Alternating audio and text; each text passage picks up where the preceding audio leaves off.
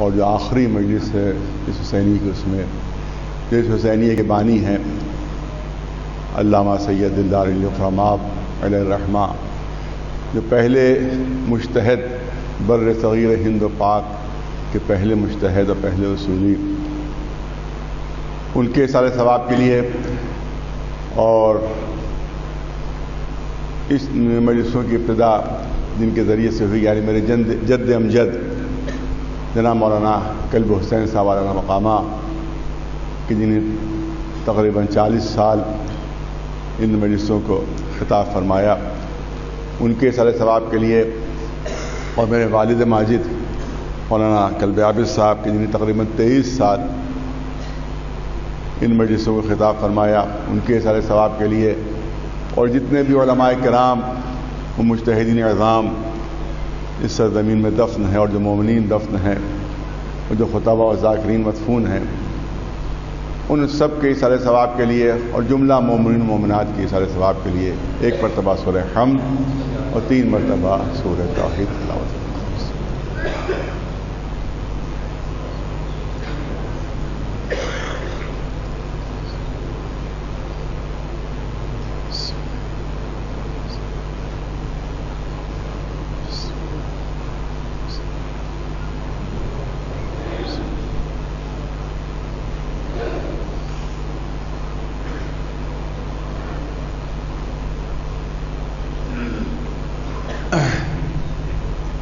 ہلکی سی تاریخ عزاداری کی یہاں پہلی مجلس میں ضرور بیان ہوتی ہے، اور خاص طور سے جو علماء کی خدمتیں ہیں عزاداری کے لیے،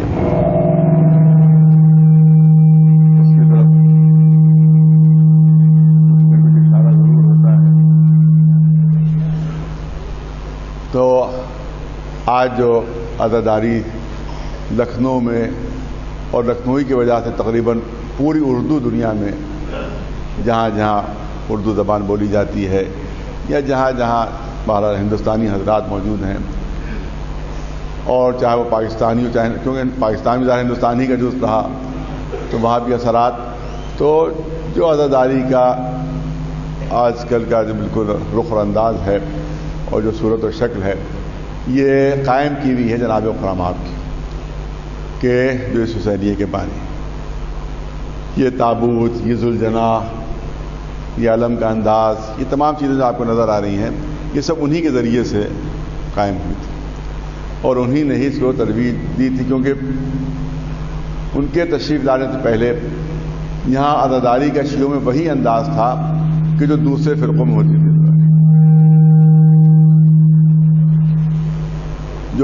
جو انداز دوسرے فرقوں کی عزاداری کا تھا، یعنی ڈھول تاشے اس طرح کی چیزیں جو آپ عام طور سے دیکھتے ہیں جو دوسرے مسلک کے مسلمان جس طرح سے عزاداری کرتے ہیں، اس وقت تقریباً یہی انداز شیعوں کا بھی تھا، لیکن اس کو وقار اعضاء کے منافی سمجھتے ہوئے جناب فرماب میں اس کو تبدیل کیا۔ اس کے بعد پھر یہ تابوت ہے، یہ ذوالجناح ہے، یہ علم ہے، یہ شبیہیں ہیں، یہ اس طرح سے پھر ان کی طرف سے ان کا سلسلہ شروع ہوا۔ تو اس کا مطلب یہ ہے کہ اس وقت دنیا میں جو عزاداری پھیلی ہوئی ہے، اس میں بہت بڑا کنٹریبیوشن اس امام باڑے کا ہے، اور اس امام باڑے کے بانی جناب سید دلدار علی فرماب علیہ الرحمہ کا ہے۔ اسی طرح سے جو میں تو سمجھتا ہوں کہ دنیا کی جو مشہور ترین مجلس ہے، مشہور ترین مجلس دنیا کی، وہ کون سی مجلس ہے؟ مجلس شام غریبہ۔ دنیا کی مشہور ترین مجلس کا نام ہے مجلس شام غریبہ۔ وہ مجلس شام غریبہ کی ابتدا بھی اسی حسینیے سے ہوئی، جو سب پوری دنیا میں گاؤں گاؤں، دیہات دیہات، شہر شہر اب اسی نام سے مجلس ہوتی ہے، مگر پہلی مجلس شام غریبہ کی اسی حسینیے میں منعقد ہوئی، کہ جس کو میرے ہی ایک جد جو ہے رشتے کے جد جناب مولانا سبط محمد ہادی صاحب، جو کلن صاحب کے نام سے مشہور و معروف، پہلی مجلس انہوں نے یہاں خطاب کی اسی حسینیے میں، پہلے سال انہوں نے خطاب کی، اس کے بعد سے دوسرے سال سے میرے جد امجد مولانا کلب حسین صاحب علیہ مقامہ نے اس مجلس کو خطاب کرنا شروع کیا۔ اس کے بعد وہ ریڈیو کے ذریعے سے بھی نشر ہونے لگی، اور آج پوری دنیا میں اسی نام سے اس مجلس کو پہچانا جاتا ہے، اور کوئی گاؤں اور دیہات ایسا نہیں ہے کہ جہاں کے اوپر یہ مجلس نہ ہوتی ہو۔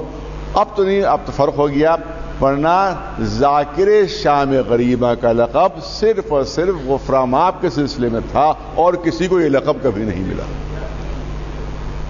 اسی لیے آپ دیکھیں کہ جب میرے جد امجد ان کو دنیا سے رخصت ہوئے، یعنی مولانا قلب حسین صاحب بن صاحب، تو ان کے سامنے جو جنازے کے سامنے جو بینر چل رہا تھا اس میں، اور جس کی تصویریں آج بھی موجود ہیں، اس میں سب سے پہلا یہی لکھا ہوا تھا کہ الوداع ذاکر شام غریبہ۔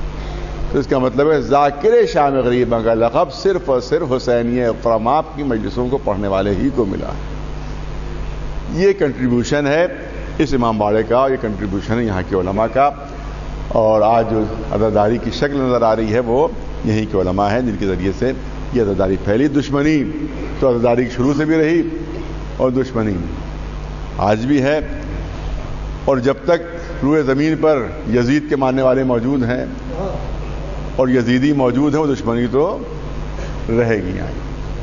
لہذا کوشش کی جاتی ہے کہ اس عزاداری کو کسی طرح سے کم کر دیا جائے، اس کے اثر کو ختم کر دیا جائے۔ کبھی رونا بدعت، کبھی سوال یہ کیا جاتا ہے کہ صاحب علم کی کیا حیثیت ہے، ان تابوتوں کی کیا حیثیت ہے۔ خود ہمارے فرقے میں بھی بعض حضرات یہ سوال کر دیتے ہیں کہ صاحب یہ علم و تابوت کیا چیز ہے، اور یہ شبیہیں کیا چیز ہیں۔ لہذا آپ ذکر امام حسین کیجیے، یہ تمام چیزیں ان کی کوئی حیثیت نہیں ہے۔ جبکہ میں نے پہلے کر دیا کہ یا کبھی کبھی شرعی پہلو اٹھایا جاتا ہے، صاحب شرعی کیا حیثیت ہے، تو میں کرنا چاہتا ہوں کہ ایک مجتہد جامع شرائط کے ذریعے سے تمام چیزیں شروع ہوئی ہیں۔ اس کا مطلب ہے کہ اس نے تمام شرعی پہلوؤں کو جانچ لیا ہوگا، تبھی ان کی طرف سے یہ تمام مراسم اعضا جو ہیں وہ جاری و ساری ہوئے۔ لہذا ہم سمجھتے ہیں کہ اس میں کوئی شرعی قباحت نہیں ہے اس سلسلے میں، شبیہوں کے سلسلے میں، کیونکہ شبیہیں خود اسلام کا جز ہیں۔ شبیہ جو ہے وہ خود اسلام کا جز ہے، اور بغیر شبیہ کا طواف کیے ہوئے حج نہیں ہو سکتا۔ میں تو سمجھتا ہوں کہ عوام میں سے بہت کم لوگوں کو اس بات کا علم ہوگا، بہت کم لوگوں کو اس بات کا علم ہوگا کہ جو کعبہ یہ مکہ معظمہ میں موجود ہے، یہ اصل کعبہ نہیں ہے۔ یہ جو کعبہ ہے مسلمان جس کا حج کرتے ہیں، یہ اصل کعبہ نہیں، اصل کعبہ ہے چوتھے آسمان کے اوپر، جس کو بیت معمور کہا جاتا ہے۔ بیت معمور کی شبیہ ہے یہ کعبہ۔ اس کا مطلب یہ ہے کہ اس وقت تک مسلمان کا حج مکمل نہیں جب تک ایک شبیہ کا طواف نہ کر لیا جائے۔ ایک صلوات بھیجے بلند آواز۔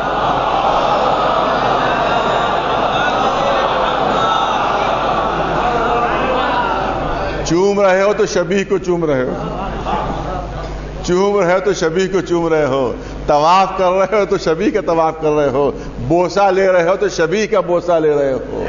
اس کا مطلب یہ ہے کہ نہ شبیہ کا طواف کرنا بدعت ہے، نہ شبیہ کا بوسہ لینا بدعت ہے، نہ شبیہ کو چومنا بدعت ہے، بلکہ یہ سنت الہیہ ہے اور جزء اسلام ہے۔ صلوات بھیجے بر محمد۔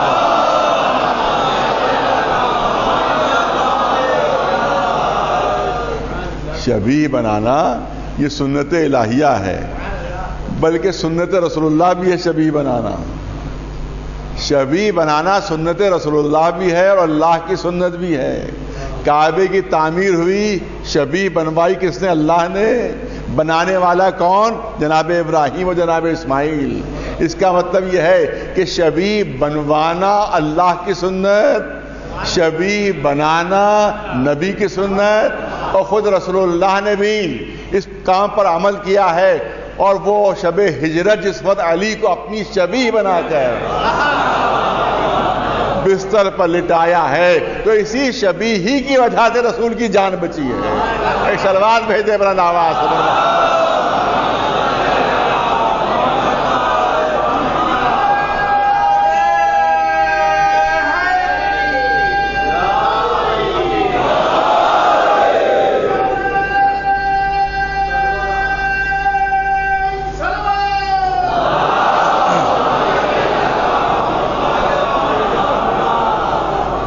اسی شبیہ کی وجہ سے رسول اللہ کی زندگی کی حفاظت ہوئی ہے، اسی شبیہ کی وجہ سے رسول محفوظ رہے ہیں۔ اگر پوری رات علی شبیہ رسول بن کر بستر پر نہ سو رہے ہوتے تو دشمن کی سازشیں کامیاب ہو جاتی۔ اس کا مطلب ہے کہ یہی شبیہ ہے جس کی وجہ سے دشمنوں کی سازشیں ناکام ہوئی ہیں اور رسول اللہ کی حفاظت ہوئی ہے۔ صلوات بھیج دے بر محمد۔ بہرحال عزاداری کی مخالفت ہوتی رہے گی۔ وہ تو جو یزید کے ماننے والے ہیں اور جو ظالموں کا ساتھ دینے والے ہیں وہ تو ہمیشہ مخالفت کرتے رہیں گے، مگر جو عزاداری کو ختم کرنے کی کوششیں کر رہے ہیں، ایک بات ان کے ذہن میں رہنا چاہیے ہمیشہ، ایک بات ہمیشہ ان کے ذہن میں رہنا چاہیے کہ یہ عزاداری یہ اللہ کا وعدہ ہے، یہ اللہ کا وعدہ ہے اور معجزہ الہیہ ہے۔ دیکھیے معجزے کی ڈیفینیشن ہی یہی ہے کہ جس کے سامنے انسان عاجز ہو جائے، معجزے کی تعریف ہی یہی ہے کہ جس کے سامنے انسان عاجز ہو جائے۔ قرآن کا آج تک جواب نہیں آ سکا، کیونکہ قرآن معجزہ ہے۔ لاکھ قرآن مجید کو ختم کرنے کی کوشش کی جائے، قرآن مجید ختم نہیں ہو سکتا کیونکہ وہ اللہ کا معجزہ ہے، وہ معجزہ الہی ہے۔ تو معجزہ اس کو کہتے ہیں کہ جہاں انسان کی قوت لاکھ صرف ہو مگر انسان بے بس ہو کر رہ جائے اور اس کو ختم نہ کر سکے، اس کو مٹا نہ سکے۔ تو جو عزاداری کے مخالف ہے وہ سن لیں کہ جس طرح سے قرآن معجزہ الہی ہے، لاکھ دنیا کوشش کرے قرآن کو ختم نہیں کر سکتی، مٹا نہیں سکتی، اسی طرح سے عزاداری امام حسین بھی معجزہ الہی ہے۔ ظالم ختم ہو جائیں گے، مخالف ختم ہو جائیں گے، مگر عزاداری امام حسین ہمیشہ باقی رہے گی۔ ایک صلوات بھیجے محمد۔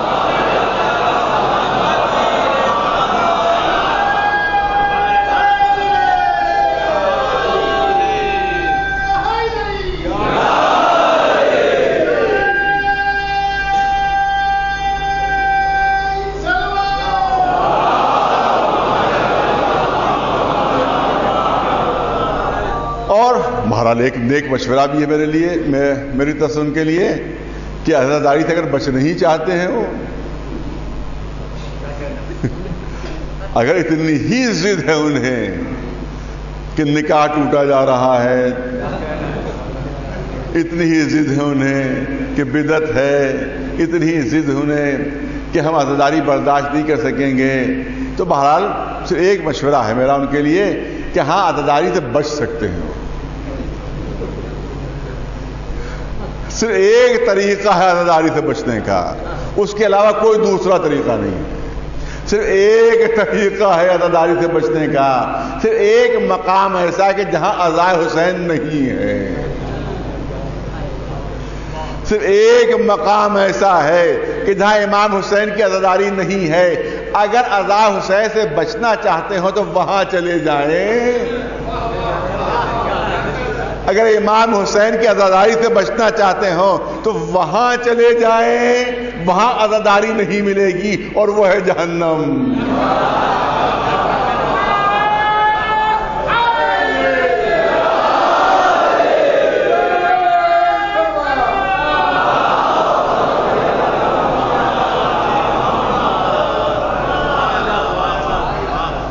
تو معلوم ہوا کہ یہ امام حسین کی عزا، یہ مجلس، یہ ماتم، یہ اللہ کا وعدہ ہے اور معجزہ الہیہ ہے، اس کو ختم نہیں کیا جا سکتا۔ میں چاہتا ہوں دو چار جملے اور اس سلسلے میں عرض ہوں۔ اور دیکھیں ایک اور موضوع میں نے پچھلے سال بھی بہت تفصیل سے عرض کیا تھا، اب کی سال بھی میں چاہتا ہوں کہ ہلکا سا کچھ اشارہ ہو جائے، کیونکہ ایک بات کہی جاتی ہے کہ سال کی ابتدا خوشی سے ہونا چاہیے، سال کی ابتدا اگر غم سے ہوگی تو صاحب یہ بڑی منحوسیت ہے۔ اگر پورے سال ہمیں خوش رہنا ہے تو پھر ہمیں جو سال کا پہلا دن اس دن بھی خوشی ہی منانا چاہیے تاکہ اس کا اثر پورے سال پر رہے۔ یہ ایک تصور ہے جو پیش کیا جاتا ہے بچوں اور جوانوں کے سامنے بھی. ہمارے یہ بات کبھی کبھی آتی ہے تو کبھی کبھی ان کا ذہن جو ہے وہ تشویش میں مبتلا ہو جاتا ہے کہ صاحب جس طرح سے انگریز جو ہے وہ اپنے پہلے سال، اپنا سال کا جو پہلا دن ہے اس کی ابتدا خوشی سے کرتے ہیں. وہاں دیکھیے خوشیاں منائی جاتی ہیں، سال مبارکباد دیتے ہیں ایک دوسرے کو. جب جنوری کی پہلی تاریخ آتی ہے تو آپ دیکھیں SMS پوری دنیا میں چلتے ہیں اور کارڈ بھیجے جاتے ہیں کہ نیا سال مبارک ہو، نیا سال مبارک ہو، نیا سال مبارک ہو. تو انگریزوں کے ذریعے سے اور جو یورپین جو امریکنز جو ہیں ان کے یہاں یہی روایت ہے کہ وہ سال کا جو پہلا دن ہوتا ہے اس میں مبارکباد دیا کرتے ہیں. لہذا یہی بات ہمارے جوانوں کو بھی سمجھائی جاتی ہے کہ جس طرح سے وہ مبارکباد دیتے ہیں، لہذا جو عربی سال کا پہلا دن ہے یعنی محرم کی پہلی، اس دن بھی ایک دوسرے کو مبارکباد دینا چاہیے. اور کیونکہ یہ سال کا پہلا دن ہے اور یہ طریقہ یہی ہے قوموں کا کہ وہ سال کے پہلے دن ایک دوسرے کو مبارکباد دیتے ہیں. تو پہلے تو میں عرض کرنا چاہتا ہوں یہ دیکھیں کہ سال کی ابتدا کیسے ہوئی اور اس سال کا نام کیا ہے اور اس سن کا نام کیا ہے. اس سن کا نام ہے ہجری. یہ ہجری سن ہے اور یہ شروع کب سے ہوا؟ جب رسول اللہ نے مکے سے مدینے کی طرف ہجرت کی ہے. جب مکے سے مدینے کی طرف ہجرت کی ہے تو مولا کائنات علی ابن ابی طالب علیہ السلام کی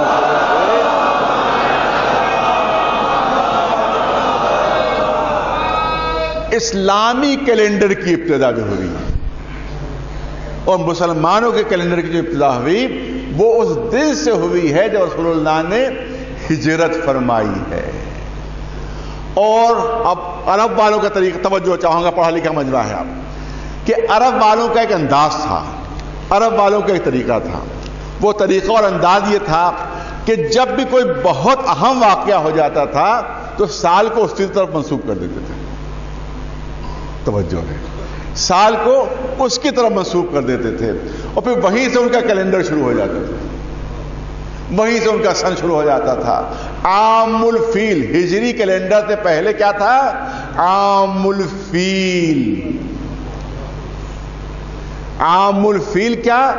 ابرہہ کے لشکر نے جب کعبے پر حملہ کیا تھا اور کعبے کو تباہ کرنے کے لیے اپنا لشکر لے کر آیا تھا تو کون ساتھ تھا؟ بڑے بڑے ہاتھی ساتھ تھے. تو کیونکہ عرب والوں نے اس سے پہلے کبھی ہاتھی دیکھے ہی نہیں تھے، پہلی مرتبہ انہوں نے ہاتھی دیکھے تھے، تو اب کیونکہ وہ پہلی مرتبہ ایک عجیب و غریب چیز تھی ان کے لیے، کبھی ہاتھی انہیں نہیں دیکھے تھے. اب جو انہوں نے ہاتھیوں کا جھنڈ آتے دیکھا تو جس سال کعبے کے اوپر ابرہہ نے حملہ کیا ہے اس سال کا نام پڑا عام الفیل. اور عجیب چیز ہے کہ جس دن اور جس سال ابرہہ نے حملہ کیا ہے اسی سال حضور سرور کائنات محمد مصطفیٰ صلی اللہ علیہ وسلم کی پیدائش ہوئی. اسی سال پیدائش ہوئی ہے. تو اب ہر تاریخ دان لکھنے پر مجبور، توجہ رہے، ہر تاریخ دان لکھنے پر مجبور ہے کہ پہلی عام الفیل کو رسول اللہ کی ولادت ہوئی. اگرچہ یہ ہاتھی جو تھے وہ کسی اچھی نیت سے نہیں آئے تھے، یہ جو ہاتھی تھے وہ دشمنان اسلام کی طرف سے تھے، کعبے کو ڈھانے کے لیے آئے تھے، مگر پھر بھی اتنی اہمیت دی گئی اس کو. توجہ رہے کہ آج جب بھی مورخ رسول اللہ کے سلسلے میں سیرت کی کوئی کتاب لکھتا ہے تو لکھنے پر مجبور ہو جاتا ہے کہ پہلی عام الفیل کو رسول اللہ دنیا میں تشریف لائے. تو اس کا مطلب یہ ہے کہ جب سال کی ابتدا ہوئی، کیونکہ ابرہہ نے حملہ کیا تھا اور اس کے ساتھ ساتھ ہاتھی تھے، ایک عجیب و غریب چیز تھی، تو سن کی ابتدا اسی ہاتھیوں کے نام سے ہو گئی. اب مجھے اتنا بتاؤ کہ ہجری سن کی ابتدا کیسے ہوئی؟ توجہ چاہ رہا ہوں. اور کس سال ہوئی؟ اس سال ہجری سن کی ابتدا ہوئی ہے کہ جب جناب ابو طالب کی وفات ہوئی. جناب ابو طالب کی وفات ہوئی ہے، اور جو ہجرت ہوئی ہے وہ جناب ابو طالب کی وفات کی وجہ سے ہوئی ہے۔ توجہ چاہ رہا ہوں آپ حضرات کی، بھرپور توجہ چاہ رہا ہوں۔ جو ہجرت رسول اللہ نے فرمائی ہے اس وقت تک مکہ چھوڑنے کی ضرورت محسوس نہیں ہوئی رسول اللہ کو، جب تک ابو طالب جیسا محافظ موجود رہا، جب تک ابو طالب جیسا سرپرست موجود رہا، جب تک جناب ابو طالب جیسا پناہ دینے والا موجود رہا، اس وقت تک رسول اللہ کو مکہ چھوڑنے کی ضرورت محسوس نہیں ہوئی، کیونکہ ایک محافظ موجود تھا، ایک سرپرست موجود تھا، ایک پناہ دینے والا موجود تھا۔ ہجرت ہوئی اسی وجہ سے کہ جناب ابو طالب دنیا سے رخصت ہو گئے۔ ارے توجہ، ہجرت ہوئی اسی وجہ سے، اے میرے رسول اب تمہارا کوئی مکے میں محافظ موجود نہیں رہا، لہذا ہجرت کر جاؤ، مکے کو چھوڑ دو۔ اور رسول اللہ نے پورے سال کا نام رکھا عام الحزن۔ توجہ چاہ رہا ہے مسلمان، توجہ کریں، پورے سال کا نام رکھا عام الحزن، غم کا سال، غم کا سال۔ جس سال جناب ابو طالب کی رحلت ہوئی ہے رسول نے اس سال کا نام قرار دیا عام الحزن، غم کا سال۔ تو ہجرت کا پہلا سال جو گزرا ہے وہ خوشی کا سال نہیں تھا، وہ خوشی کا سال نہیں تھا، وہ غم کا سال تھا۔ اس کا مطلب یہ ہے کہ کیلنڈر کی ابتدا خوشی سے نہیں ہو رہی ہے بلکہ غم سے ہو رہی ہے، اور غم منانے والوں میں خود رسول اللہ شامل ہیں۔ اس کا مطلب یہ ہے کہ سنت رسول اللہ یہ ہے، سیرت رسول یہ ہے کہ سال کی ابتدا غم سے ہو، خوشی سے نہیں ہونا چاہیے۔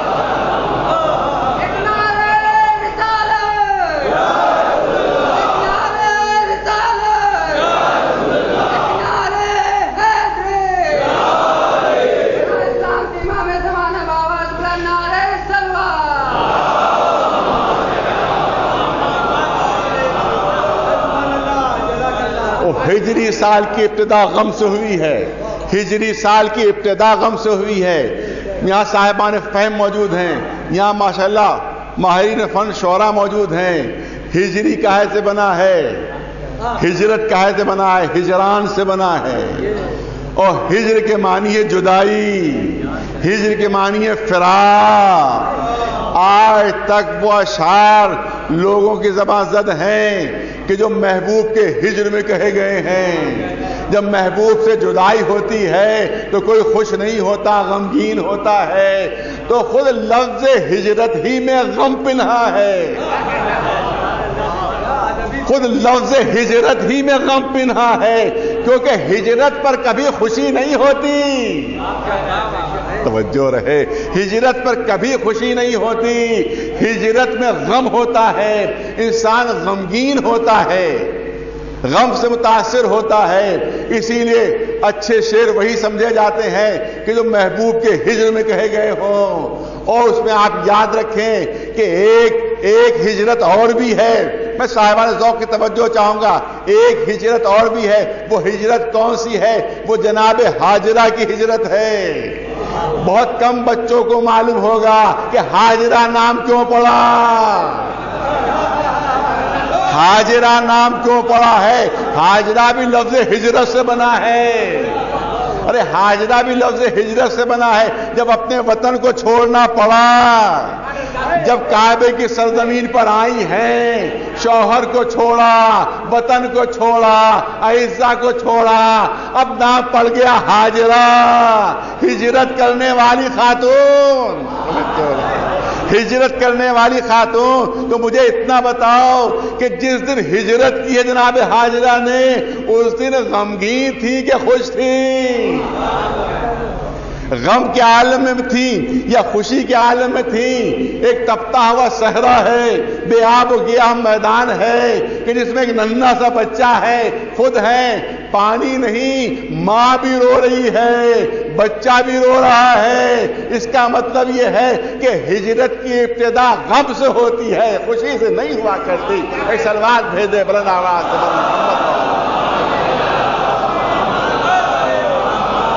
ایک سلوات بلند آواز سے محمد و آل محمد۔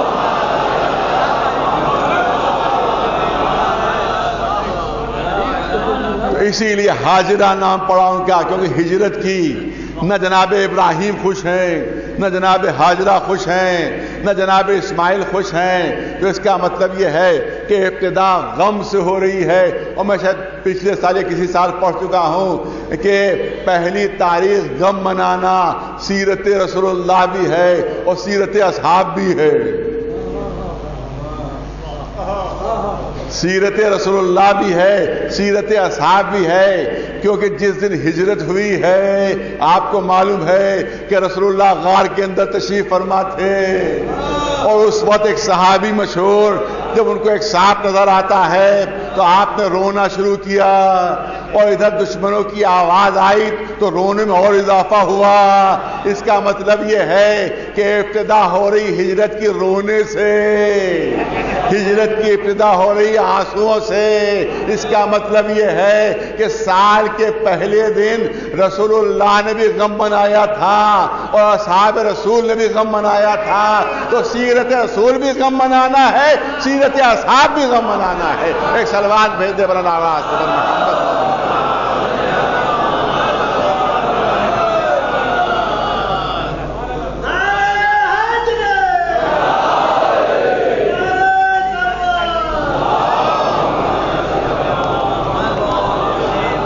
اب میں چاہتا ہوں کہ میں نے اسی لیے پرچہ ہاتھ میں رکھا اور ابھی تک اس سلسلے میں اعلان نہیں کیا، کیونکہ اسی موضوع سے متعلق اسی یہاں پر بھی عرض کرنا ہے کہ یہ ہے مرثیے سے متعلق، کہ یہ مرثیے کی جو مجلسیں ہیں وہ یہ پہلی محرم سے 9 محرم تک 12:30 بجے دن امام باڑہ ناظم صاحب میں آل محمد کی پسندیدہ ذاکری۔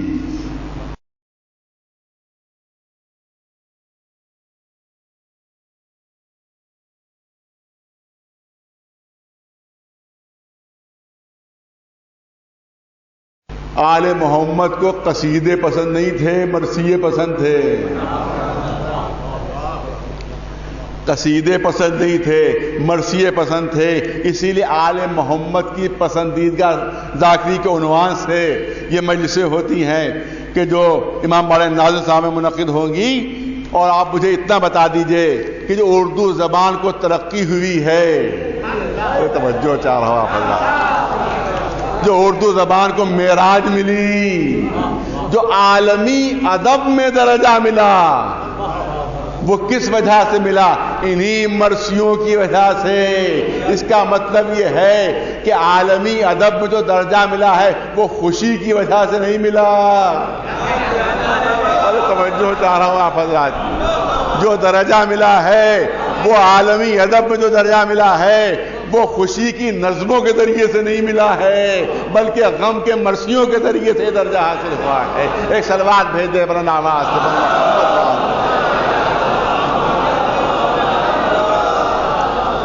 آج یہ مرثیے ہیں کہ جن کی وجہ سے اردو زبان کو اتنی وقت حاصل ہوئی عالمی ادب میں، ان مرثیوں کی وجہ سے کہ جو غم کی تصویر کشی کرتے ہیں کہ جہاں پر غم ہی غم ہے اس کو کہا جاتا ہے مرثیہ۔ کسی مرنے والے کے غم میں جو اشعار کہے جاتے ہیں اس کو کہا جاتا ہے مرثیہ۔ لیکن کبھی کبھی پوری توجہ رہے کیونکہ صاحبان ذوق ہیں اور ایک عجیب موضوع ہے جو میں آپ کے سامنے پیش کرنا چاہتا ہوں، توجہ رہے۔ آپ دیکھیں کہ عام طور سے جتنے بھی نقاد ہیں وہ اسی بات کو تسلیم کرتے ہیں کہ اردو زبان کو جو مرتبہ ملا اور بلندی ملی ہے، جو عروج ملا ہے، وہ مرثیے کی وجہ سے۔ اسی لیے مرثیوں کو اردو زبان کی آبرو کہا گیا، اسی لیے مرثیے کو اردو ادب کی آبرو کہا گیا۔ مگر کچھ لوگ اختلاف کرتے ہیں کبھی کبھی اور مرثیے کی وقت کو گھٹانے کے لیے کہتے ہیں کہ نہیں، مرثیہ اردو زبان کی آبرو نہیں بلکہ غزل جو ہے وہ اردو زبان کی آبرو ہے۔ یہ بات کبھی کبھی کہی جاتی ہے، مگر آپ یاد رکھیں کہ غزل میں بھی خوشی کے اشعار نہیں ہوتے ہیں، بلکہ غزل وہی ترقی کرتی ہے کہ جو غم کی تصویر کشی کرتی ہے۔ جو غم کی تصویر کشی کرے اسی کو غزل کہا جاتا ہے، لہذا غم غزل کا جز ہے، بغیر غم کے غزل نہیں ہو سکتی۔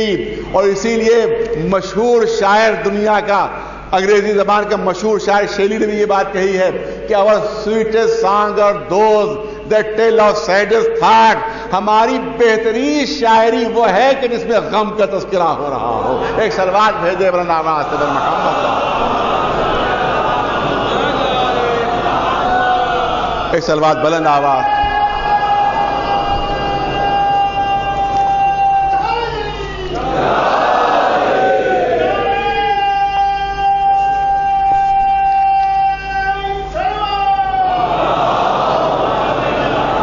ایک سورہ فاتحہ کی التماس ہے کہ شہید جمعۃ الوداع جناب سید کران مہدی صاحب ابن سید صدر حسین صاحب مرحوم کی روح کے لیے ایک مرتبہ سورہ حمد اور 3 مرتبہ سورہ توحید کی تلاوت ہوا۔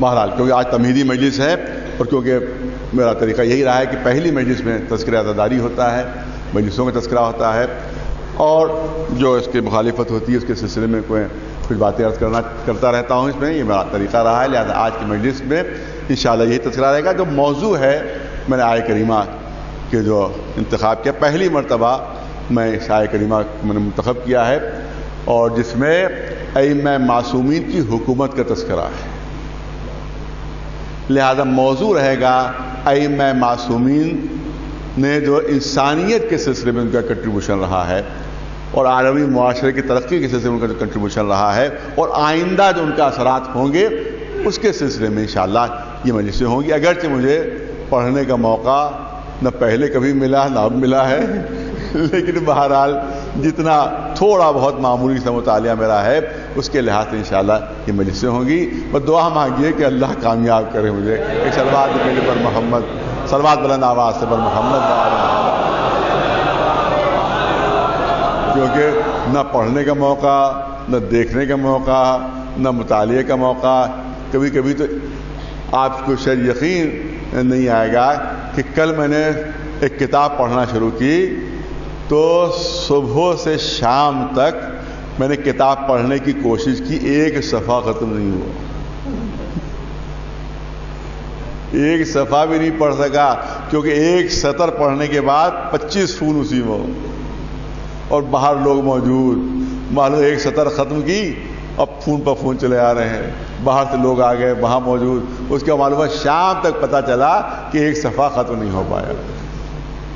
اسی سے آفت زیادہ کسی کتنا موقع مجھے پڑھنے کا ملتا ہے، کتنا موقع مجھے مطالعے کا ملتا ہے۔ میں تو سمجھتا ہوں کہ میں جو 2-4 مجلسیں پڑھ لیتا ہوں یہ بھی ایک معجزہ ہی ہے۔ ایک سلوات بھی لیکن بہرحال میری کوشش رہے گی کہ اس موضوع کے اوپر خاص طور سے اپنے بچوں کے لیے، اپنے جوانوں کے لیے کچھ پیش کیا جائے۔ سیرت ائمہ معصومین، کردار ائمہ معصومین، ائمہ معصومین کا کنٹریبیوشن انسانیت کے لیے، انشاءاللہ اسی پر چند جملے عرض ہوتے رہیں گے۔ صلوات بھیجیں بر محمد وعلی محمد السلام۔ آج کی تمہیدی مجلس میں بہت زیادہ تفصیل نہیں عرض کرنا ہے۔ عزاداری کے سلسلے میں علم کے اوپر اعتراض، زری کے اوپر اعتراض، صاحب یہ کپڑا ہے اس کو آپ چوم رہے ہیں، یہ تو لکڑی ہے اس کو آپ چوم رہے ہیں، یہ تو صاحب بانس کی تیلیاں ہیں آپ اس کو چوم رہے ہیں، یہ تو کاغذ ہے آپ اس کو چوم رہے ہیں۔ کسی مجلس میں شاید میں یہاں عرض کیا تھا، اس وقت ذہن میں آ گیا کرنا چاہتا ہوں، نہیں توجہ رہے کرنا چاہتا ہوں۔ بہت پڑھا لکھا مجمع میرے سامنے ہے، صاحبان علم و فہم سامنے ہے۔ آپ دیکھیں کہ ہر چیز کے 2 پہلو ہوا کرتے ہیں، ہر چیز کے 2 پہلو ہوتے ہیں، ایک مادی پہلو ہوتا ہے، ایک معنوی پہلو۔ میں بہت توجہ چاہوں گا خاص طور سے پڑھے لکھے مجمع کی۔ ہر چیز کے 2 پہلو ہوتے ہیں، ایک مادی اور ایک معنوی۔ جو مادی ذہنیت والے ہوتے ہیں ان کی نظر مادیت پر ہوتی ہے، جو سطحی ذہنیت رکھتے ہیں ان کی نظر مادیت پر ہوتی ہے، مگر جن کی نظر باطن کے اوپر ہے، معنویت کے اوپر ہے، وہ شے کی معنویت کو دیکھتے ہیں۔ اور آپ پوری توجہ ہے، یاد رکھیں شے کی قیمت کبھی مادیت کی بنیاد پر معین نہیں ہوا کرتی، بلکہ ہمیشہ معنویت کی بنیاد پر معین ہوتی ہے۔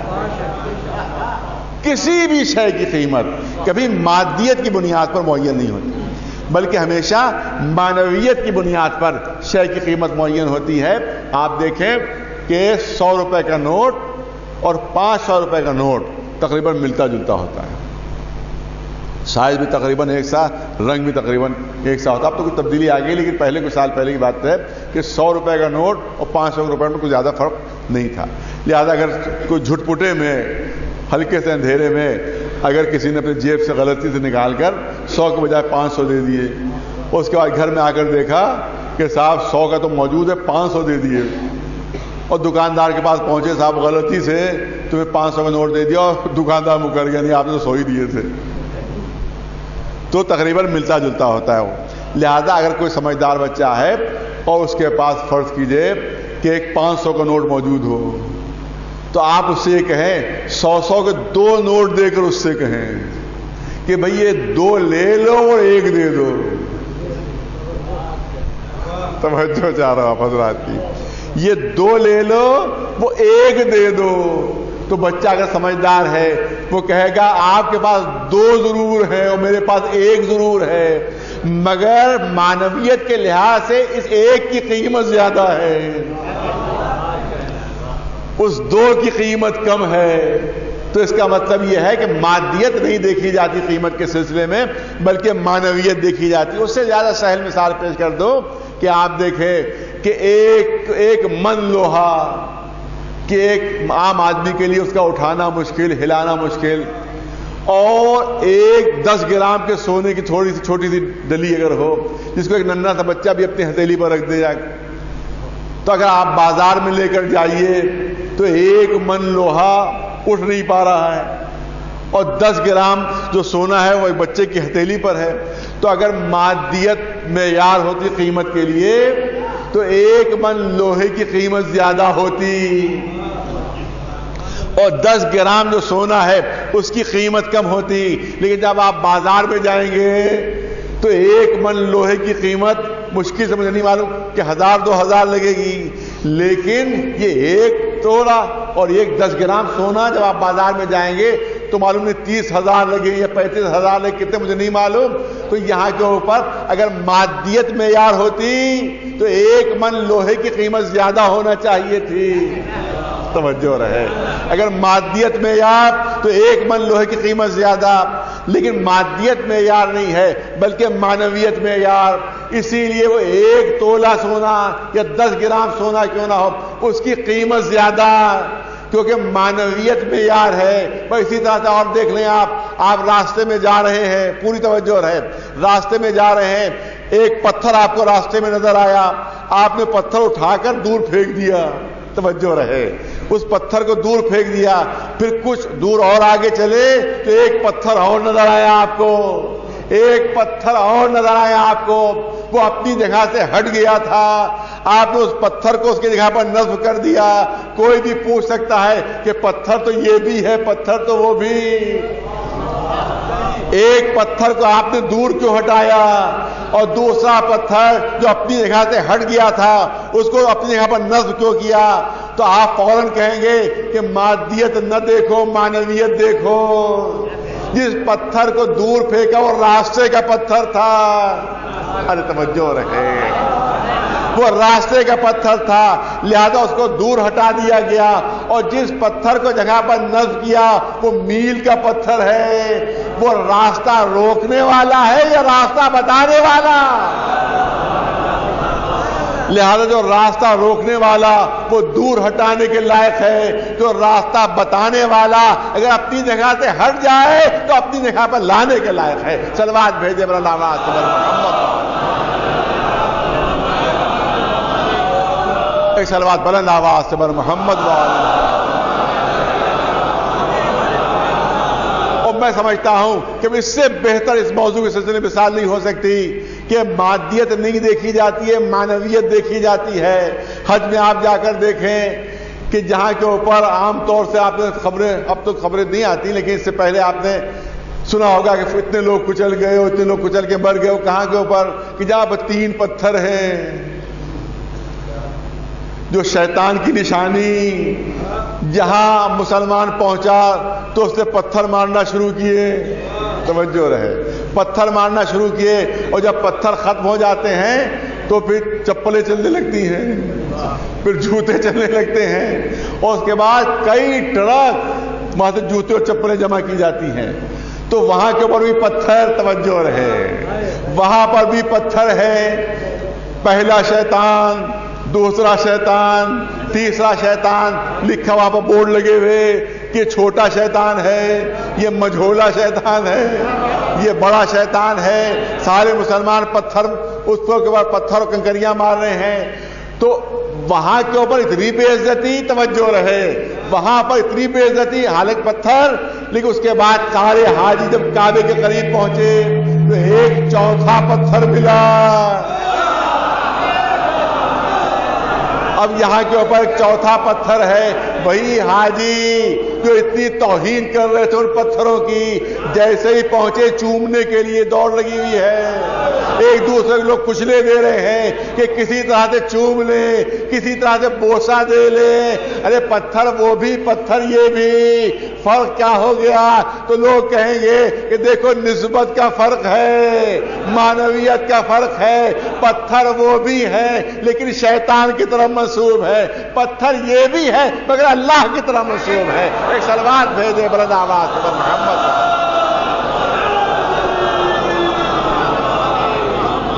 ایک صلوات بلند آواز پر محمد۔ تو اس کا مطلب ہے کہ مادیت نہیں دیکھی جاتی ہے، توجہ رہے، مادیت نہیں دیکھی جاتی ہے بلکہ معنویت دیکھی جاتی ہے۔ اور یہی غلطی تھی شیطان کی کہ جناب آدم کے سلسلے میں مادیت دیکھ رہا تھا، معنویت نہیں دیکھ رہا تھا، اور اس کا اعتراض یہ تھا کہ مٹی سے بنے ہوئے ہیں اور میں آگ سے بنا ہوا ہوں، کیسے آگ مٹی کو سجدہ کر لے؟ اس کا مطلب یہ ہے کہ ظاہر بین تھا، باطن بین نہیں تھا۔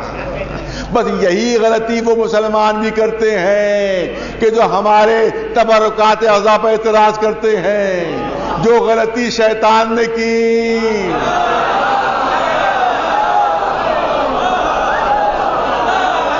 جو غلطی شیطان نے کی وہی مخالفان اعضاء بھی غلطی کر رہے ہیں۔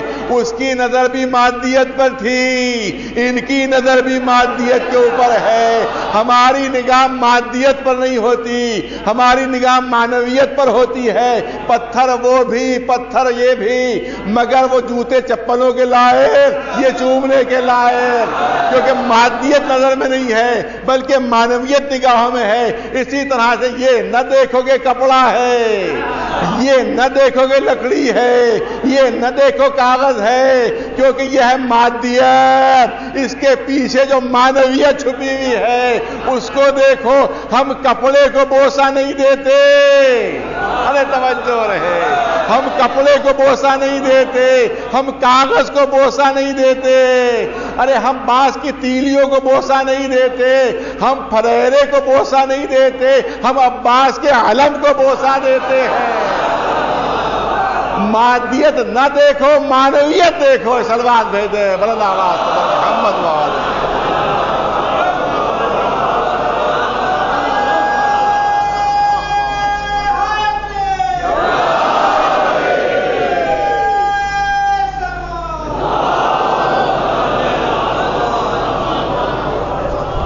ظاہر ہے کہ آج تمیزی مجلس اس لیے چند جملے عرض ہوئے، بس ایک رخ کرنا چاہتا ہوں آپ کے سامنے، اور یہ بات کہی جاتی ہے کہ امام حسین تشریف لے گئے میدان کربلا میں، اور کبھی کبھی یہ بات کہی جاتی ہے صاحب یزید مورچہ جیتا ہے جنگ ہارا۔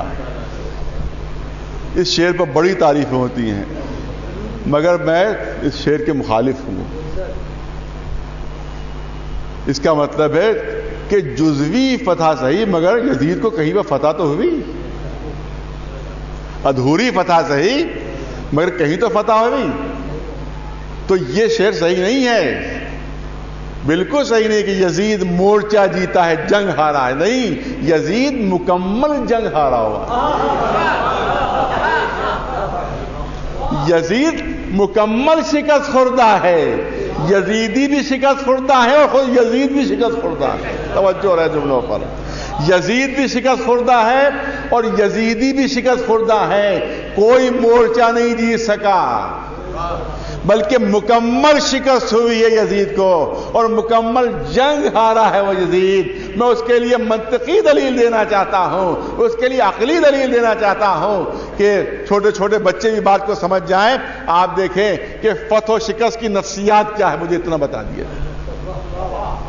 فتح و شکست کی نفسیات کیا ہے؟ فتح کی نفسیات یہ ہے کہ زیادہ سے زیادہ تذکرہ ہو. ارے توجہ چاہ رہا ہوں. فتح کی نفسیات کیا ہے کہ زیادہ سے زیادہ ذکر ہو، زیادہ سے زیادہ تذکرہ ہو. اور شکست کی نفسیات کیا ہے کہ تذکرہ نہ ہونے پائے.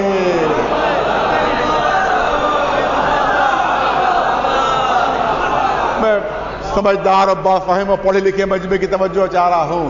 آپ دیکھیں فتح و شکست کی نفسیات کیا ہے، اسی سے اندازہ ہو جائے گا کہ ہارا کون ہے اور جیتا کون ہے، کون فاتح ہے اور کون شکست خوردہ ہے.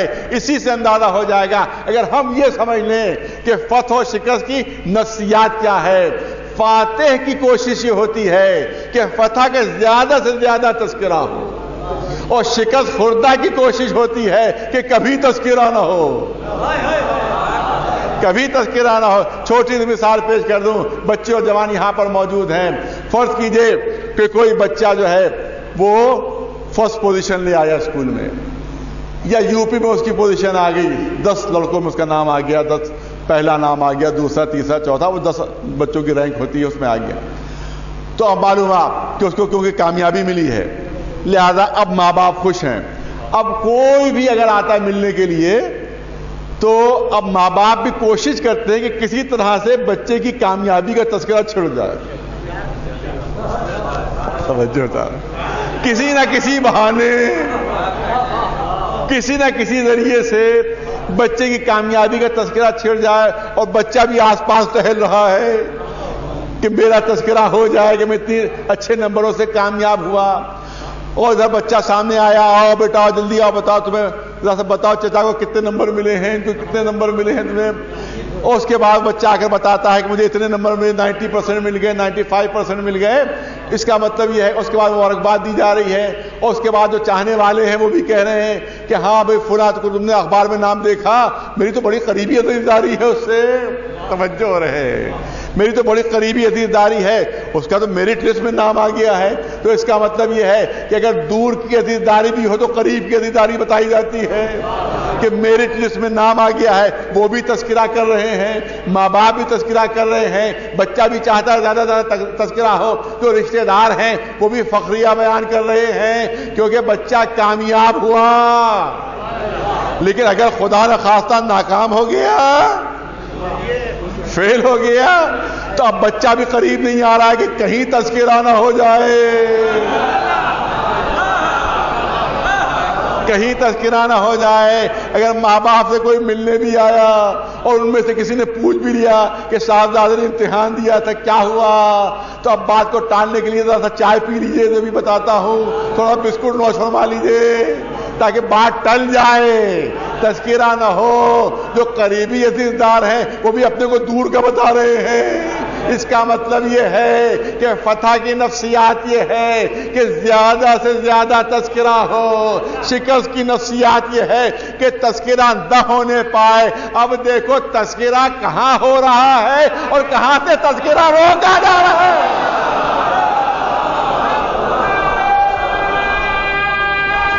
شکست خوردہ ہوتے تو یہ مجلسیں نہ ہوتی، یہ قدم قدم پر تذکرے نہ ہوتے، یہ قدم قدم پر ذکر کربلا نہ ہوتا، بلکہ چھپانے کی کوشش ہوتی کہ تذکرہ نہ ہونے پائے، لیکن علل اعلان لاؤڈ اسپیکروں پر تذکرہ خود اس بات کی دلیل ہے کہ فاتح ہے تبھی تذکرہ ہو رہا ہے، اور تمہاری طرف سے یہ مطالبہ کہ لاؤڈ اسپیکر نہ لگنے پائے، ہم تک آواز نہ پہنچنے پائے، دنیا سننے نہ پائے، اس کا مطلب یہ ہے کہ یزید بھی سمجھتا تھا شکست ہوئی، اور یزیدی بھی آج تک سمجھ رہے ہیں کہ ہم شکست ہوتا ہے، اس لیے تذکرہ نہ ہونا چاہیے۔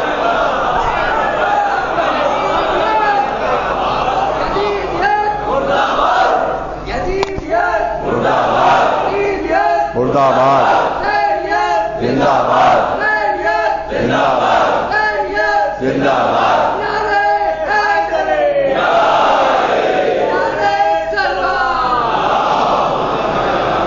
حسینیہ زندہ باد، حسینیہ زندہ باد، نعرہ لگائے حسینیہ زندہ باد، حسینیہ زندہ باد، یزیدیت مرد آباد، یہی ہمارا نعرہ ہے بھائی۔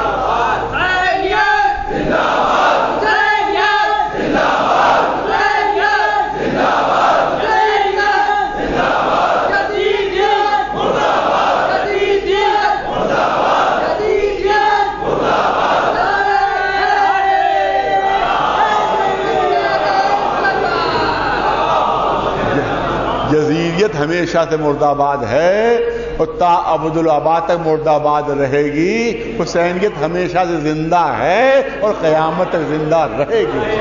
ایک صلوات بھیج دیں پر محمد۔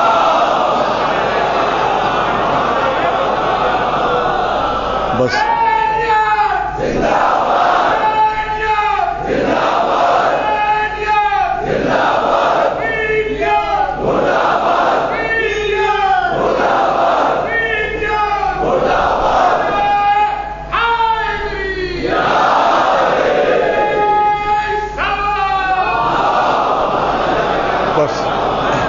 دامن وقت میں گنجائش نہیں رہی ہے، آج یہی موضوع جو آپ کے سامنے پیش کیا۔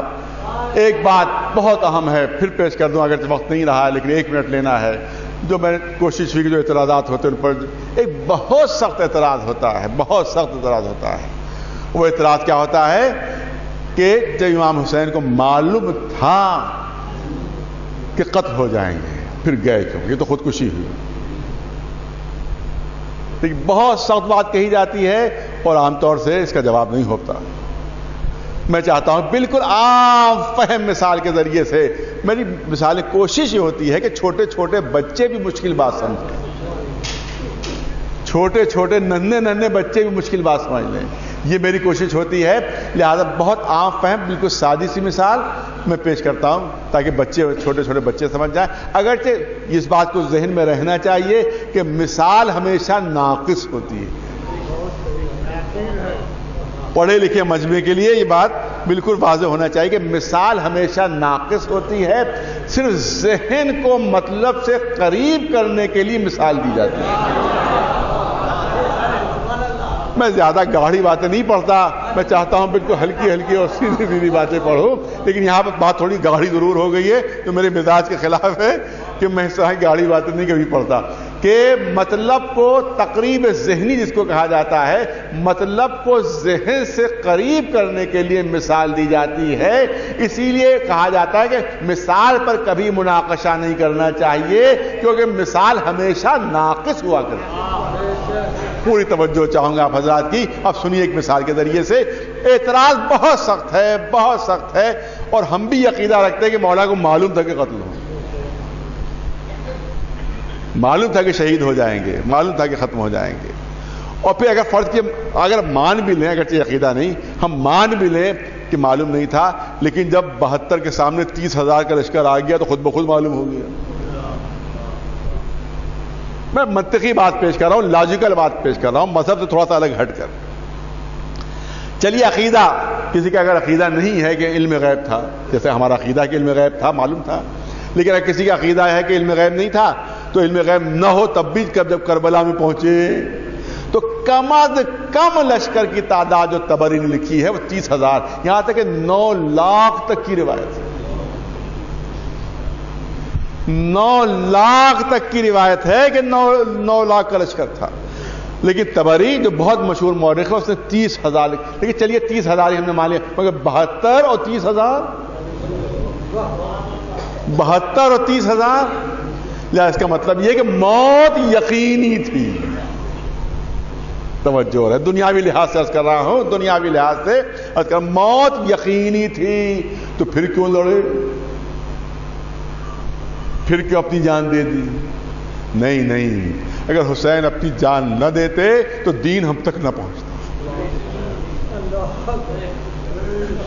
اسلام ہم تک نہ پہنچتا. بنی امیہ کی سازش، دشمنوں کی سازش کامیاب ہو جاتی اگر حسین اپنی جان نہ دیتے. میں نے کہا بالکل عام فہم بچوں کے لیے جو بالکل سہل ہو وہ مثال دینا چاہتا ہوں.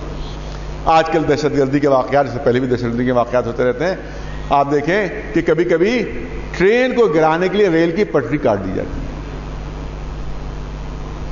ٹرین کو گرانے کے لیے جس میں 2000 مسافر ہیں، بچے ہیں، عورتیں ہیں، جوان ہیں، بے گناہ سب کے سب ہیں. اب ان کو ختم کرنے کے لیے اور دہشت پھیلانے کے لیے معلوم ہوا کہ دہشت گردوں نے ٹرین کی پٹری کاٹ دی. اب ایک صاحب اپنے خانوادے کے ساتھ جا رہے تھے، ان کے ساتھ وہ بھی تھے، بچے بھی تھے، عورتیں بھی تھیں. اب جو ان کی نظر پڑی، جیسی پٹری کے اوپر پار کرنا شروع کیا، انہوں نے اتفاق سے پٹری کو پار کر رہے تھے. اب جو انہوں نے پٹری کو دیکھا تو دیکھا کہ بیچ میں سے پٹری جو ہے وہ ٹوٹی ہوئی، کٹی ہوئی، اور معلوم سگنل ہو چکا ہے، گاڑی آنے والی ہے. اب کیا کریں؟ کچھ نہیں کر سکتے. وہاں پر ان کے بعد نہ لال جھنڈی موجود ہے، نہ ہری جھنڈی موجود ہے، کچھ نہیں ہے. روکے تو کیسے روکے؟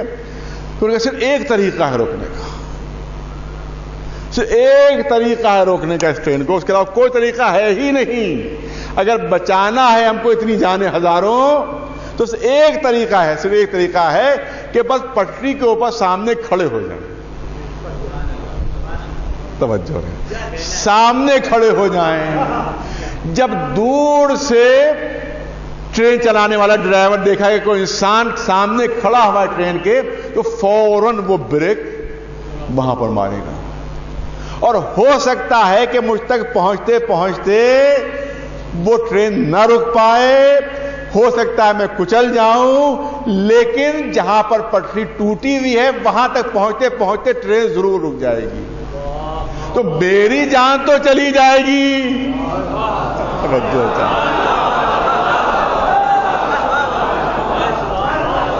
میری جان تو چلی جائے گی، مگر ہزاروں کی جان بچ جائے گی. میں ہو سکتا ہوں ٹکڑے ٹکڑے ہو جاؤں ٹرین کے نیچے آ کر، ہو سکتا ہے میں ختم ہو جاؤں، کچل جاؤں، پیس دیا جاؤں، مگر ہزاروں کی جان بچ جائے گی. مگر ساتھ میں کچھ عورتیں اور بچے بھی، ان سے کہہ دیا کہ دیکھو ہو سکتا ہے کہ میرے سامنے کھڑے ہونے سے کسی کو یہ خیال ہو جائے کہ کہیں خودکشی تو نہیں کر رہا ہے. ارے توجہ چاہ رہا ہوں آپ حضرات کی، کہیں خودکشی تو نہیں کر رہا ہے، کیونکہ جو سامنے کھڑا ہوا ہے ہر ایک دیکھنے والا کہے گا کہ ٹرین کو روک تو سکتا نہیں، یہ تو کچل جائے گا، یہ تو مر جائے گا، یہ تو ختم ہو جائے گا، یہ تو خودکشی کرنے کے لیے کھڑا ہو گیا ہے. تو لوگوں کو غلط فہمی ہو سکتی ہے کہ شاید میں خودکشی کرنے کے لیے کھڑا ہو گیا تھا. تو اے بچوں، تم جا کر معاشرے میں گواہی دینا کہ بچانے کے لیے جان دی تھی، خودکشی نہیں کی تھی. اس ٹرین اسلام کا نام ہے، توجہ رہے. وہ اسلام جو ہے وہ ٹرین کی صورت میں ہے، مسلمان اس میں سوار ہے، بچانے والے کا نام حسین ہے. اور دنیا تک یہ خبر دینا کہ بھائی یہ خودکشی نہیں تھی، اسلام کو بچانے کے لیے جان دی تھی، اسی لیے حسین عورتوں بچوں کو بھی ساتھ لے کر آئے. اور اگر آقا حسین کربلا کے میدان میں اپنی جان نہ دیتے تو اسلام نہ بچتا. ہاں مگر دیکھو ابتدا کیسے رہی واقعہ کربلا کی، کیونکہ اس حسینیے کا انداز یہ ہے کہ ایک شہید جو کربلا کا پہلا شہید ہے، واقعاً کربلا کا پہلا شہید ہے وہ، اگرچہ کربلا میں شہادت نہیں ہوئی اس کی، لیکن ہے کربلا کا وہ پہلا شہید. وہ ہمارا ہمارا بے کس و مظلوم مسلم جو کوفے میں تنہا ہے. ارے کوفے والوں نے 18,000 لوگوں نے بیعت کی، لیکن جب ابن زیاد نے آ کر خبر دی کہ یزید کا 1 لاکھ کا لشکر چل چکا ہے، لہذا اگر تم نے مسلم کا ساتھ دیا تو تمہارے گھر کھود دیے جائیں گے، تمہارے خاندان تباہ برباد کر دیے جائیں گے، عورتوں اور بچوں کو ذبح کر دیا جائے گا، لہذا مسلم کا ساتھ چھوڑ دو. لہذا تاریخ گواہ ہے کہ جب نماز شروع کی ہے جناب مسلم نے تو مسجد کوفہ کھچا کھچ بھری ہوئی تھی، لیکن جب نماز مکمل کی ہے اور سلام پھیر کر پیچھے دیکھا تو مسجد خالی تھی، کوئی موجود نہیں تھا. ہاں غریب الوطن مسلم، ہاں مسافر مسلم مسجد سے باہر نکلے، دیکھا ہر گھر کا دروازہ بند ہے. جس دروازے کو کھٹکھٹایا کوئی دروازہ کھولنے کے لیے تیار نہیں. رات بھر اسی طرح سے کوفے کی گلیوں میں چکر لگا رہے ہیں، راستے کا علم نہیں، جائے تو کدھر جائے، کوئی پناہ دینے والا نہیں. روایت کہتی ہے کہ آخر میں پیاس نے غلبہ کیا، بہت تھکے ہوئے، لہذا ایک دروازے کی چوکھٹ کے اوپر اس طرح سے بیٹھ گئے.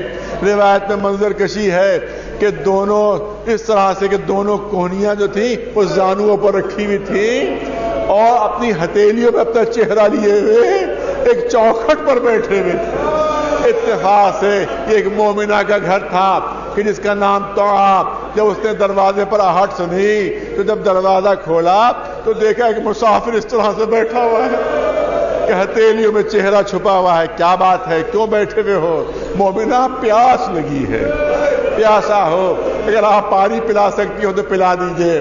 طوعا نے جام آب لا کر دیا، جناب مسلم نے پانی نوش فرمایا، پھر اسی طرح سے بیٹھے ہوئے. مومنہ کہتی ہے اے مسافر، دیکھو ابن زیاد کا حکم ہے کہ کوئی گھر سے باہر نہ نکلے.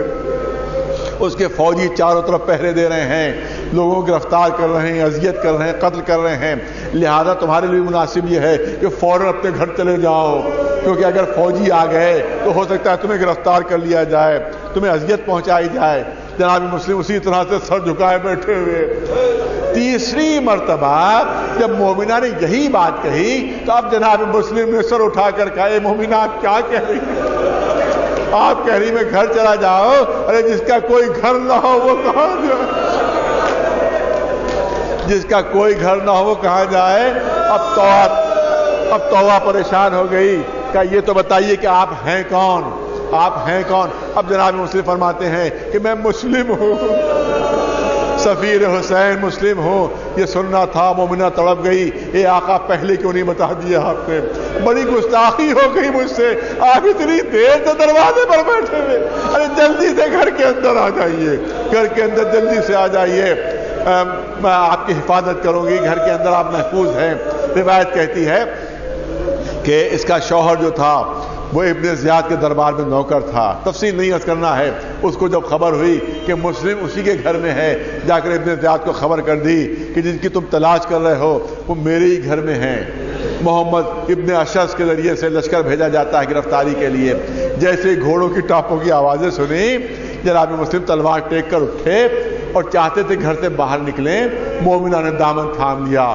اے آقا آپ باہر نہ جائیے، آپ گھر کے اندر محفوظ ہیں، گھر کے اندر آپ محفوظ ہیں. مگر جناب مسلم نے ارشاد فرمایا نہیں میں گھر کے اندر نہیں رہوں گا، کیونکہ اگر میں گھر کے اندر رہا تو کہیں کوئی سپاہی گھر کے اندر داخل نہ ہو جائے، کہیں تیری بے پردگی نہ ہو جائے. میں نہیں چاہتا میری وجہ سے تیری بے پردگی ہو. اے آقا آپ کو نہیں گوارا ایک مومنہ کی بے پردگی، لیکن یہی کوفہ ہوگا جہاں زینب بنت کلثوم بغیر چادر کے بازاروں میں لائی جائے گی.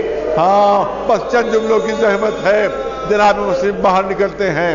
500 کا دستہ ہے جو گرفتاری کے لیے آیا ہے، لیکن پورے 500 کو شکست ہو جاتی ہے. پھر سردار لشکر پرچہ بھیجتا ہے کہ اور لشکر بھیجا جائے. 500 پھر آتے ہیں، ان کو بھی شکست ہوئی. پھر اس نے پرچہ بھیجا اور لشکر بھیجا جائے. ابن زیاد غصے میں کہلواتا ہے ارے صرف ایک کو مارنا ہے، صرف ایک کو گرفتار کرنا ہے، 1000 کا لشکر بھیجا جا چکا۔ یہ جواب دیتا ہے کہ یہ تو دیکھو تلوار کون سی ہے، یہ تو دیکھو مقابلہ کس سے ہے۔ پھر لشکر آتا ہے مگر اس کو بھی شکست ہو جاتی ہے، آخر میں دھوکہ دیا جاتا ہے، راستے میں گڑھا کھود دیا جاتا ہے جس کو خط و خاشاک سے ڈھانک دیا جاتا ہے۔ آقا جوش شجاعت سے آگے بڑھ رہے ہیں، یہ کیا کہ اس گڑھے میں قدم پڑے، آقا گڑھے کے اندر گرے، اوپر سے تیروں تلواروں کی بارش کر دی گئی، یہاں تک کہ روایت ہے کیسے پڑھوں آپ کے ساتھ، یہاں تک کہ روایت ہے کہ ملعون بڑے بڑے پتھر اٹھا کر لاتے تھے اور اوپر سے آقا کے اوپر وہ پتھر مارے جاتے تھے۔ مسلم شدید زخمی ہو گئے، آقا شدید زخمی ہو گئے، گرفتار کیا گیا۔ 2-3 جملے گرفتار کیا جاتا ہے اسی عالم میں۔ دربار ابن زیاد میں پہنچتے ہیں، پیاس کی شدت ہے، پوچھتے ہیں کوئی ہے جو مجھے پانی پلا دے۔ روایت کہتی ہے کہ پہلے انکار کیا گیا کہ نہیں مسلم تم پیاسے ہی دنیا سے جاؤ گے، تمہیں پانی نہیں ملے گا، لیکن ایک شخص کو رحم آ جاتا ہے، وہ اپنے غلام کو حکم دیتا ہے کہ مسلم کو پانی پلا دو۔ وہ ایک جام آب لے کر، ایک کوزے میں پانی لے کر مولا کی خدمت پہنچتا، جناب مسلم کی خدمت میں۔ مولا جناب مسلم پانی لیتے ہیں، جیسے پینا چاہتے ہیں، روایت کہتی ہے کہ سر سے خون کی دھاریں بہ گئی، سر زخمی تھا، سر سے خون کی دھاریں بہ رہی تھی، وہ خون پانی میں شامل ہو گیا، پانی پھینک دیا، پھر غلام نے دوبارہ جام آب بھر کر دیا۔ روایت کہ جیسے پینا چاہا کسی پتھر سے دانت زخمی ہو گئے، دندان مبارک ٹوٹ کر پانی میں شامل ہو گئے، پانی پھینک دیا، بے ساختہ زبان پر آیا انا للہ و انا الیہ راجعون۔ ارے شاید میری قسمت میں پانی پینا نہیں، ارے شاید میں پیاسا مروں گا۔ یہاں پر والد مرحوم فرماتے تھے اے مسلم شکر کیجئے کہ آپ آخری وقت پانی نہ پی سکے، اگر شہادت سے پہلے آپ کو پانی مل گیا ہوتا تو شاید قیامت کے دن سکینہ دامن تھام لیتی۔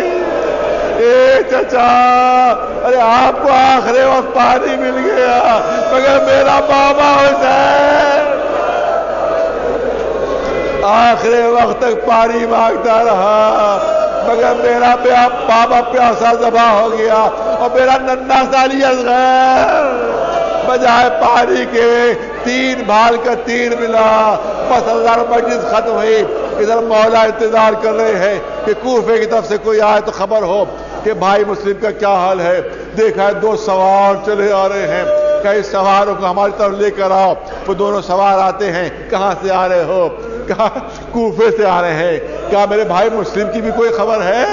کہا کہ ذرا سا تنہائی میں چلیے تو بتائیں، اکیلے میں چلیے تو بتائیں۔ امام نے فرمایا نہیں، جو کچھ کہنا ہے یہیں پر کہہ دو۔ روایت کہتی ہے کہ یہ کہنا سننا تھا، انہیں نے اپنے سر سے امامہ اتار دیا، امامہ اتار کر کہا اتنا سن لیجئے کہ جب ہم کوفے سے چلے ہیں تو مسلم کی لاش کے پیروں میں رسی بندھی اور کوفے کی گلیوں میں لاش کو کھینچا جا رہا تھا۔ یہ سننا تھا۔ حسین سر جھکائے ہوئے خیمے کے اندر پہنچے، جناب زینب سے فرمایا مسلم کی بیٹی رقیہ کہاں ہے؟ جناب رقیہ لائی جاتی ہے، پہلی مرتبہ سکینہ کو اپنی آغوش سے اتارا، رقیہ کو اپنی آغوش میں بٹھایا، پھر فرماتے ہیں بہن زینب میں نے راستے میں سکینہ کے لیے گوشوارے خریدے، وہ لا کر مجھے دے دو۔ وہ گوشوارے لائے گئے، اپنے ہاتھوں سے مولا نے رقیہ کے کانوں میں وہ گوشوارے پہنائے اور شفقت سے سر پر ہاتھ پھیرنا شروع کیا۔ خانواد رسالت کی پلی ہوئی بچی گھبرا کر آنکھوں سے اتری، اے چچا میرے بابا کی تو خیر ہے، اے چچا میرے بابا کی تو خیر ہے، اے رقیہ تم یہ کیوں سوال کر رہی ہو؟ اے چچا یہ سلوک تو آپ یتیموں سے کیا کرتے ہیں، اے رقیہ تمہارے بابا مسلم مارے گئے، کوفے میں شہید ہو گئے، یہاں پر والد مرحوم فرماتے تھے اے آقا بہتر سے بہتر سلوک کیجئے یتیم مسلم کے ساتھ، مگر اس بات کا دھیان رکھیے کہ اللہ سامنے سے سکینہ کو ہٹا دیجئے۔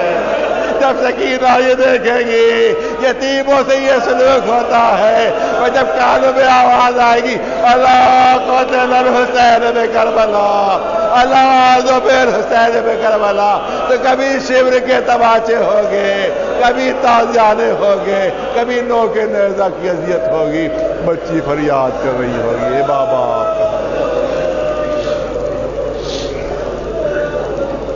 سيعلم الذين ظلموا أي منقلب ينقلبون ألا لعنة الله على القوم الظالمين.